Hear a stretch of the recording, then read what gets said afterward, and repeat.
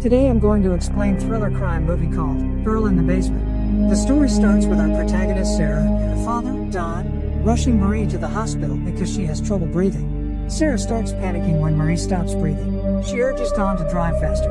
When they reach the hospital, Don specifically instructs Sarah to stay quiet. In the hospital, the paramedics rush to help Marie. They give her oxygen and try to save her life, but all they get is a flat heart line on the monitor. The story goes back 20 years earlier to a seemingly idyllic family dinner scene. Sarah and her sister Amy are having dinner with their parents, Don and Irene. The mood on the table changes as Sarah's father shows his oppressive side, not allowing her to go to a party and showing his reign over the family. That night, Sarah sneaks out with her boyfriend Chris.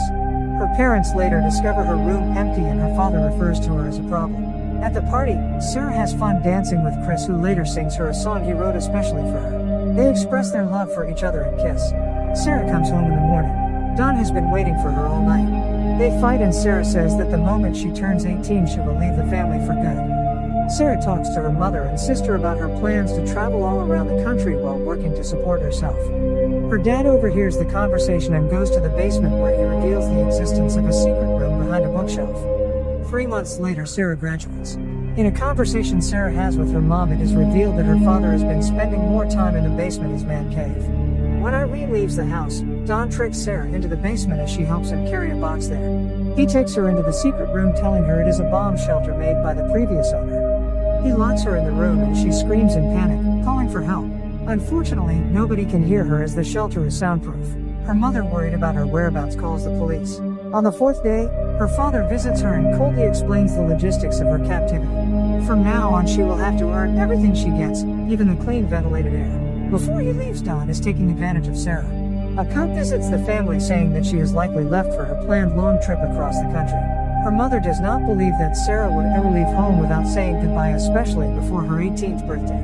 Alone and afraid, Sarah reminisces about her nights spent with Chris as the days go by. Chris comes to the house. Don lies to him and tells him that after graduation Sarah ran away with her childhood neighbor Steve. On the 21st day of captivity in the basement, she celebrates her 18th birthday and her dad brings her a cake and a red nightgown as a gift.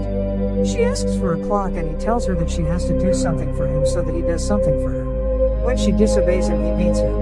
Almost a year after her captivity, she is revealed to be pregnant and her water breaks. All alone, she gives birth to a girl named Marie. 4 years later, Sarah is pregnant again. Don lives a secret double live, one with his wife Irene and daughter Amy, and another in the basement with Sarah and her daughter Marie. Still worried about the whereabouts of Sarah, Irene wants to hire a private investigator, but Don firmly says no. As a gift for being good, Don brings a TV in the basement for Sarah and Marie. Later on, Sarah has a second baby, a baby boy Michael. One night, Sarah makes her terrifying life story into a bedtime story filled with princesses and knights that she tells to her kids. Chris visits the house again, asking around for Sarah. Her sister Amy tells him the truth. Realizing that Don lied to Chris, they talk about how horrible he has always been to Sarah. Amy is afraid that Don might have killed her, citing his personality and bad temper in the past. To make the time go by, Sarah creates imaginary adventures for her children to help them forget the outside world. In the meantime, Don is confronted with his lies by Amy and Irene. A horrible fight ensues. Furious, Irene yells that she'll do everything in her power to find her daughter. During their fight, Don drops his keys on the armchair. Amy takes the keys and goes around to the basement to look for clues. Don finds her, gets his keys back, and fights with Amy. She is mad, afraid, and blames him for causing Sarah's disappearance. As time passes by, Sarah has another baby boy who she names Thomas. Being nice and calm, Sarah convinces Don to take the third baby upstairs. She persuades him by explaining that there is no room for another baby in the basement and that she doesn't have the time to take care of it. The baby is left on the house's porch to be found by Irene. In a heartfelt note in the baby basket, seemingly written by Sarah, she writes that this is her baby and that she wants it to be raised by Irene. In the letter, she explains that she and her boyfriend don't have the means to take care of the baby. In the basket, there is also another note from Sarah pleading for help. Unfortunately, Don is the one who discovers it and assaults her again. The years go by. In captivity, the children develop an extraordinary imagination, expanding their mom's bedtime story. By now, Sarah has been in the basement for 14 years. Marie has grown into a beautiful young girl that one night tries out makeup. When Don shows interest in her beauty, Sarah begs Don to leave her daughter alone. She does not want her to be assaulted. In return, Don shuts down the power which controls the clean air. While gasping for air, Marie expresses her concerns about never meeting anyone and having no friends. Throughout the conversation, we realize that Marie has no idea that Don is both her grandfather and father. Now grown, Thomas finds his grandmother crying in his mother's bedroom. Irene misses her daughter and talks to Thomas about how magnificent Sarah is. At the same time, in the basement, raindrops start dropping from the ceiling. Sarah climbs up to discover a damp roof. Using a spoon, she digs her way to the surface, where she flashes a distress signal. A neighbor notices it and tells Dawn about it rather than checking it out. Dawn beats Sarah, who is pregnant again. The beating causes her to lose her baby as she sobs from the pain. Sarah has a stillbirth and Dawn buries the baby in the yard. Dawn goes to the basement and complains. He also praises Thomas, who is now a strong athlete. When Marie and Michael ask when they are going to be let into the outside world, Dawn blames Sarah and her bad behavior. She is the reason they are down there, trapped.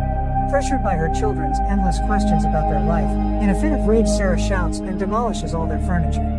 Exhausted, she falls to the ground, remembering her happiest moments with Chris. Her children put a blanket on her and clean up their home. They apologize to her. Emotional Sarah tells them that they're old enough to hear the true story behind their life in captivity. So far they knew that Dawn lives upstairs with their Aunt Irene to help take care of Thomas. Sick of all the lies, she tells them everything, starting from the fact that her life is the inspiration of their favorite bedtime story. Gently she explains that Don is her dad, as well as their dad. The moment Marie finds out the painful truth, she has a severe asthma attack. The children now feel that there is something wrong with them. Sarah reassures them, telling them that she loves them and that Don is the only one to be blamed. A year later, another incident occurs between Don and Michael after Don insults Sarah in her appearance. The food for the basement is being rationed as Don is having trouble at work. Soon he loses his job. Facing a foreclosure, Don tries to suffocate the family in the basement. He connects the car exhaust fumes with the air vent. He gets interrupted by Thomas in the garage, who unknowingly saves their lives. While Don and his family have a fun barbecue in the yard, Marie is sick, struggling to breathe. Don refuses to take Marie to the hospital. Sarah begs for his help. She promises not to say a word about anything. Don agrees.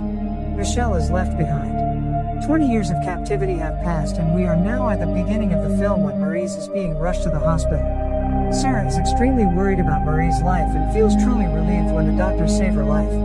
When the nurse asks for more medical history, she is told that Marie is homeschooled and has only been treated with natural remedies. Sarah slowly scans the hospital seeking a way out, but she looks tired and lost.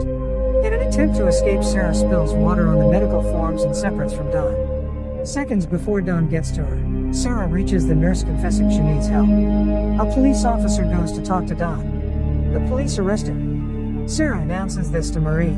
They are safe and free. The house is filled with police who free Michael as well. Irene and Thomas are devastated when they see Michael gasping for air as they take him out of the basement. Don sees everything from the back of the police vehicle. Later on, during a beautiful summer's day, Marie, Thomas, and Michael play in the countryside while Sarah, Irene, and Amy watch over them from the house's porch. Marie notices someone coming from the driveway. It's Chris. He arrives on his motorcycle. Together with Sarah, they go for a walk. He feels sorry for not trying harder to find her, and for believing in her father's BS story. He gives her a gift, a pink motorcycle helmet he bought for her at the age of 18 when they were planning to embark on a journey. Finally happy, together they go on their long-awaited motorcycle ride. Make sure to subscribe and turn on notifications so you can watch more videos like this. Thanks for watching.